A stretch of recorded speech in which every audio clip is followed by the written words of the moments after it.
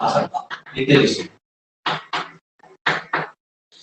और एक और बच रहा है इसके बाद व्यवसायिक संरचना, ठीक है ना। तो ध्यान दीजिएगा, ज्यादा बड़े टॉपिक नहीं है, दोनों टॉपिक आज ही खत्म कर देंगे। थोड़ा थोड़ा मैटर है, बड़ा क्वेश्चन कुछ नहीं आता है, एक दो नंबर के सवाल आ सकते हैं कहीं कहीं से। तो साक्षरता में क्या पढ़ा जाता है और साक्षरता होती क्या है, तो सबसे पहले यहाँ पर जानेंगे कि साक्षर किसे कहते हैं। लिटरेसी, साक्षर क्या होता है, साक्षर व्यक्ति किसे कहते हैं, सबसे पहली बात, ठीक है ना। ये विश्व स्तर पर हम साक्षरता वाला टॉपिक पढ़ रहे हैं, ज्यादा कुछ भी नहीं, इसमें दो तीन चीजें ध्यान रखनी है। साक्षरता में सबसे पहले साक्षर का अर्थ पता होना चाहिए आपको। साक्षर किसे कहते हैं, तो साक्षर का अर्थ मैं बता रहा हूँ, कई बार सुना भी होगा आपने। साक्षर का मतलब पढ़ा लिखा होना, ऐसा कुछ नहीं है। 10th क्लास में मैंने अच्छी तरह बताया है, पढ़ा लिखा होना मात्र ही साक्षरता नहीं है।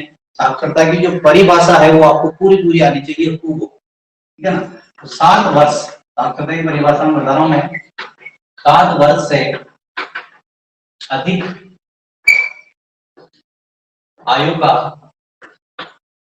व्यक्ति, 7 वर्ष से अधिक आयु का व्यक्ति जो किसी भी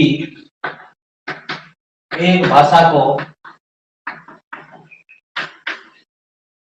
क्या कहा मैंने, साक्षरता बता रहा हूं, 7 वर्ष से अधिक आयु का व्यक्ति जो किसी भी एक भाषा को पढ़ लिख समझ और समझा सके, पढ़ लिख समझ और समझा सके। ध्यान से समझना, लैंग्वेज में साक्षर का जो अर्थ है वो आपको हूबहू आना चाहिए।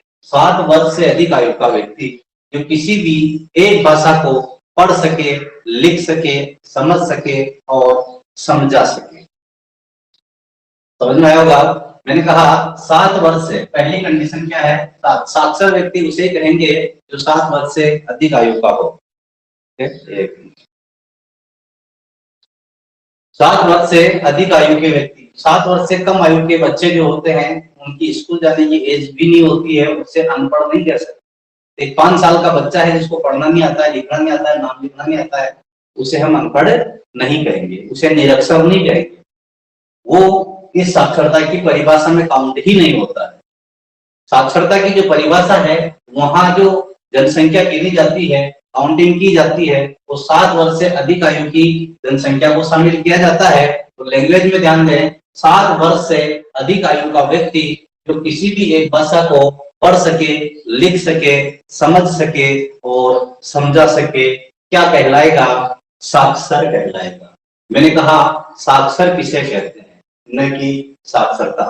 ध्यान दीजिएगा, दोनों शब्दों में अंतर है, साक्षर और साक्षरता शब्दों में अंतर है।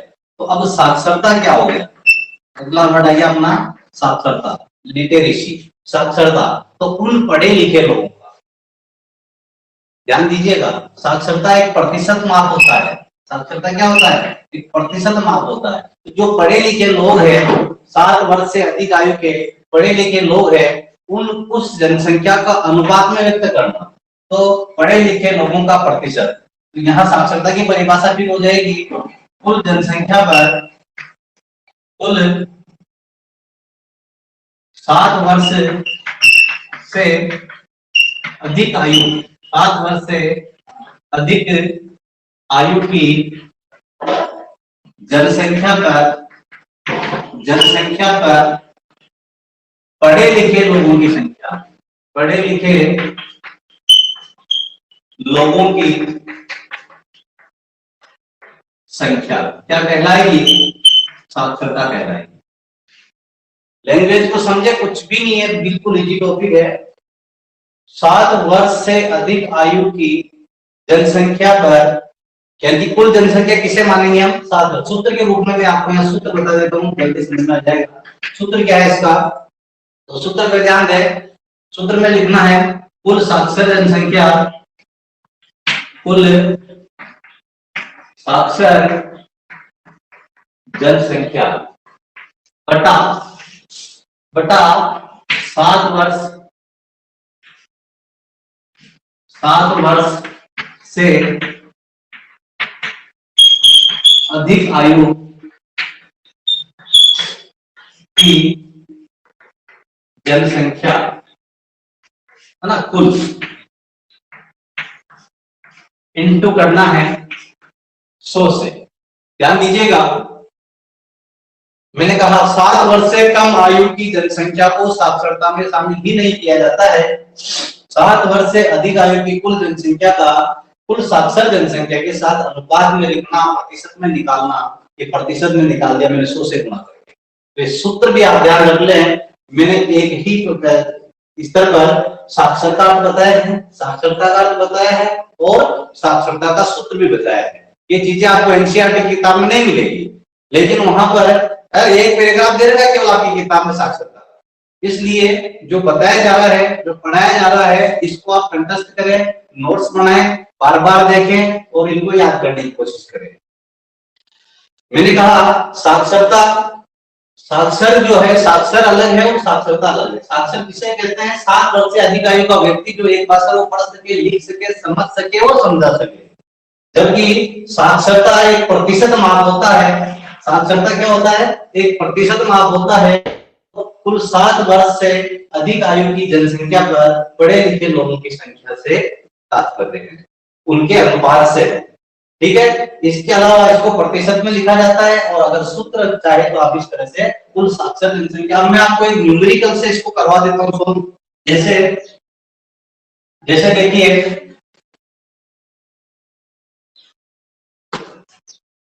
जैसे किसी क्षेत्र में, जैसे किसी क्षेत्र में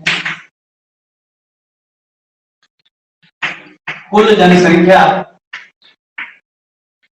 500 है, कुल जनसंख्या 500 है तथा वहां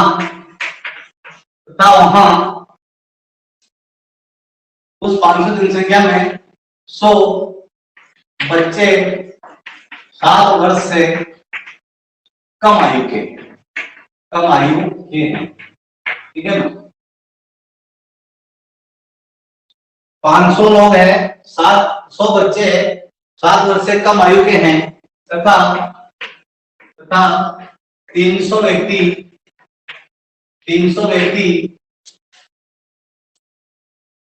साक्षर है। यानी कि 300 व्यक्ति क्या है? साक्षर है, 7 वर्ष से अधिक उम्र के हैं और एक भाषा को पढ़ना लिखना जानते हैं। तो साक्षरता का प्रतिशत ज्ञात कीजिए। साक्षरता का प्रतिशत क्या होगा? सवाल को समझना ध्यान से। मैंने क्या कहा? किसी क्षेत्र की जनसंख्या तो कितनी है? 500 है तथा वहां कितने बच्चे हैं? 100 बच्चे हैं जो 7 वर्ष से कम उम्र के हैं तथा वहां 300 व्यक्ति ऐसे हैं 500 में से जो एक भाषा को पढ़ सकते हैं, लिख सकते हैं, समझ सकते हैं और समझा सकते हैं। तो आप सूत्र में बिठाएंगे सवाल को, कितना प्रतिशत आता है? देखिए सूत्र में क्या कह रहा है? कुल साक्षर जनसंख्या, कुल साक्षर जनसंख्या कितनी है? 300। 7 वर्ष से अधिक आयु की कुल जनसंख्या, अब नीचे क्या लिखेंगे? देखिए कुल जनसंख्या कितनी है? 500, लेकिन कितने बच्चे हैं? 100 बच्चे हैं। ठीक है ना, जब 100 बच्चे हैं और 500 जनसंख्या, 7 वर्ष से अधिक आयु के कितने रहेंगे? 500 माइनस 100 और इंटू कर देंगे 100 से, तो यहाँ आ जाएगा अपना 300 बटे 400 इंटू 100 और ये 0 से 0 कट जाएगा। 300 में 4 का भाग दे देंगे तो यहाँ आ जाएगा 7 चौके 28 और 5 चौके 30। साक्षरता का प्रतिशत कितना आ गया? ये वहां की जनसंख्या में साक्षरता कितनी है?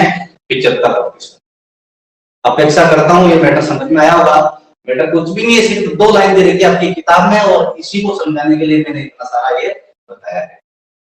सूत्र से और सवाल से इसलिए बताया कि आपको अच्छी तरह समझ में आ जाए। वीडियो को बार बार देख ले, रिवाइज करके, और इस साक्षरता के अर्थ को अच्छी तरह आप समझ।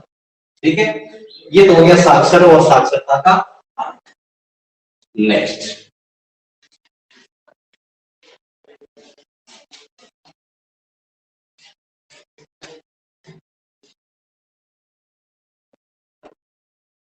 नेक्स्ट अपना कि एनसीईआरटी किताब में साक्षरता पढ़ रहे हैं, क्या महत्व है साक्षरता का? क्वेश्चन आता है परीक्षा में, साक्षरता का महत्व, साक्षरता का महत्व क्यों पढ़ा जाता है? किसी देश की अर्थव्यवस्था में साक्षरता, क्या पढ़ा लिखा होना किसी देश के लिए अच्छा नहीं है?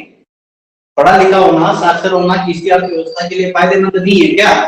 सभी जानते हैं। तो पढ़े लिखे होने का क्या फायदा है वो बताना है। पढ़े लिखे होने का क्या फायदा है वो इसमें बताना है, सीधे सीधे पॉइंट टू पॉइंट। किताब में नहीं दे रखा है, अच्छी तरह नहीं दे रखा है, क्वेश्चन हो सकता है और आ सकता है, लेकिन किताब में घास काटी हुई है। फिर बता रहा हूं मैं, साक्षरता का महत्व, साक्षरता का जो उद्देश्य है पढ़ने का, और साक्षरता का जो किसी अर्थव्यवस्था के लिए लाभ है, साक्षर होना किसी अर्थव्यवस्था के लिए क्या फायदेमंद है, इस तरह के क्वेश्चन परीक्षा में आते रहते हैं। और इस तरह के क्वेश्चन में जो है आपको यहाँ पर पॉइंट टू पॉइंट में बता रहा हूं, किसी राष्ट्र के लोगों की जीवन शैली को समझना, राष्ट्र के लोगों की जीवन शैली को समझना। क्या कहा मैंने? ध्यान दीजिएगा कि वहां के लोग किस जीवन शैली से, किस ढंग से रहते हैं। क्या पढ़े लिखे लोगों और अनपढ़ लोगों की जीवन शैली में अंतर नहीं होता है क्या? पढ़े लिखे लोग स्टैंडर्ड आयु होता है, अच्छी तरह से रहते हैं, स्वास्थ्य का ध्यान रखते हैं, उनकी आयु होती है, जीवन शैली अच्छी। तो अगर किसी, क्योंकि सीधी सी बात है ना कि किसी देश की साक्षरता 80% है, किसी देश की साक्षरता 50% है, किस देश की जीवन शैली अच्छी होगी? 80% वाले। तो साक्षरता से अंदाज लग जाता है कि उस देश में रहने वाले लोगों की जीवन शैली कैसी होगी, वहां के लोग किस ढंग से रह रहे होंगे, इसलिए साक्षरता को पढ़ा जाता है। ठीक है। दूसरा, साक्षरता का दूसरा, गरीबी को मापना या गरीबी का अनुमान लगाना। गरीबी का अनुमान लगाना, गरीबी एक प्रमुख समस्या है। हम जानते हैं वर्तमान विश्व में गरीबी एक प्रमुख समस्या है। भारत में लगभग 30% जनसंख्या गरीब है, 30 से 40 करोड़ लोग भारत में अभी भी गरीब रहते हैं। साक्षरता के आंकड़ों से इस बात का पता लगाया जा सकता है कि वहां गरीबी का अनुपात क्या रहा होगा। किसी देश की साक्षरता 100% है तो वहां शिक्षित लोग हैं, शिक्षित लोग हैं तो कमाते होंगे तो उनकी आय है, और आय है तो गरीब नहीं है। साक्षरता का संबंध किससे हुआ? गरीबी से। तो गरीबी का जो मापदंड है वो साक्षरता, साक्षरता से गरीबी का अनुमान लगाया जा सकता है। किसी देश की साक्षरता के आंकड़े को देख के कहा जा सकता है कि इस देश में साक्षरता या गरीबी का आंकड़ा क्या रहा होगा। साक्षरता के आंकड़े से गरीबी का आंकड़ा का सीधा सीधा संबंध है। नेक्स्ट है अपना मानव विकास का सूचक। देखो, मानव विकास का विश्वसनीय सूचक है। मानव विकास सूचकांक HDI आपने पढ़ा होगा, ह्यूमन डेवलपमेंट इंडेक्स HDI। अगले पार्ट में विस्तार से समझाऊंगा मैं एक एक करके। HDI पूरा पार्ट आ रहा है, 5वां पार्ट, चौथा 5वां जो भी है। मानव विकास सूचकांक के बारे में हम जानते हैं कि मानव विकास सूचकांक जब निकालते हैं किसी देश का तो वहां 3 आंकड़े लिए जाते हैं। एक तो साक्षरता यानी कि शिक्षा, दूसरा आय, प्रति व्यक्ति आय, और तीसरा स्वास्थ्य, जीवन प्रत्याशा। तो इस तरह से 3 चीजों को मापकर ही वहां पता लगाया जाता है कि उस देश का मानव विकास कितना है। नॉर्वे, स्वीडन, फिनलैंड जैसे देश जहां उच्च मानव विकास होते हैं, भारत का मानव विकास मध्यम श्रेणी का है। उस मानव विकास को मापने में संयुक्त राष्ट्र संघ मापता है मानव विकास, और कैसे मापता है अगले पार्ट में चर्चा करेंगे। पूरा 2-3 पीरियड का मैटर है। तो ध्यान दें, मानव विकास को मापने का विश्वसनीय सूचक है कौन? साक्षरता। मानव विकास का सीधा सीधा संबंध साक्षरता से है। मानव विकास को मापने में साक्षरता का अहम योगदान है। किसी देश के मानव विकास को पता करना है कि वहां का मानव कितना विकसित है, तो वहां साक्षरता को देख लीजिए। ठीक है ना। केरल का मानव विकास बहुत ज्यादा है पंजाब की अपेक्षा, क्योंकि वहां की साक्षरता ज्यादा है। ठीक है ना। और इस तरह से चौथा अपना है जन्म दर और मृत्यु दर का प्रभाव है। जन्म दर तथा मृत्यु दर पर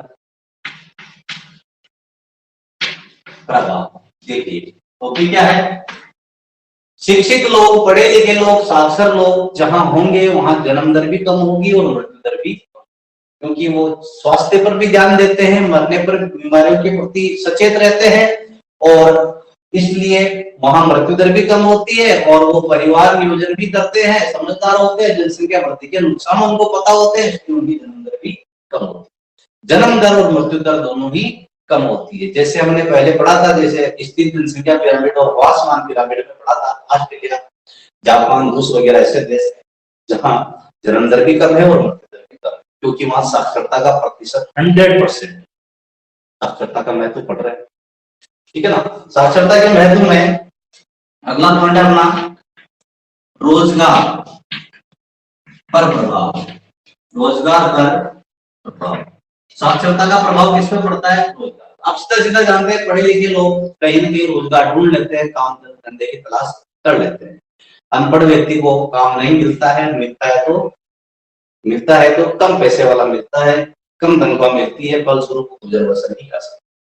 अच्छी तनख्वाह वाला अच्छे काम के लिए पढ़ा लिखा होना जरूरी है। साक्षरता का रोजगार पर, यानी कि जिस देश की साक्षरता ज्यादा है वहां जनसंख्या अधिक रोजगार में लगी रहती है। हम पढ़ रहे हैं साक्षरता का महत्व। साक्षरता का महत्व जो है रोजगार पर भी प्रभाव डालता है, और इसके अलावा छठा है सामाजिक आर्थिक व राजनीतिक उन्नति। राजनीतिक उन्नति का स्रोत। साक्षरता से वहां के समाज की उन्नति होती है, समाज में व्यक्ति की प्रतिष्ठा होती है, पढ़े लिखे लोगों का रुतबा होता है, आर्थिक विकास होता है, पैसे कमाता है, अर्थव्यवस्था ऊंची उठती है, और राजनीतिक स्थिरता रहती है। पढ़े लिखे समझदार लोग राजनीति में भी स्थिरता बनाए रखते हैं, शांति बनाकर रखते हैं। तो ये सब साक्षरता के महत्व है। सीधे सीधे टॉपिक है, 6 पॉइंट बता दिए मैंने। किताब में इस तरह का मैटर नहीं मिलेगा, घास काट रखी है, पाठ्यपुस्तक में भी नहीं मिलेगा, ढूंढ लेना उसी तरह से। और प्रश्न अगर आ गया परीक्षा में साक्षरता का महत्व क्या है, तो आपको इसी तरह लिखना है, पॉइंट टू पॉइंट। 6 पॉइंट बताए मैंने, इतना लिखना ही नहीं होता है 1-2 नंबर का क्वेश्चन।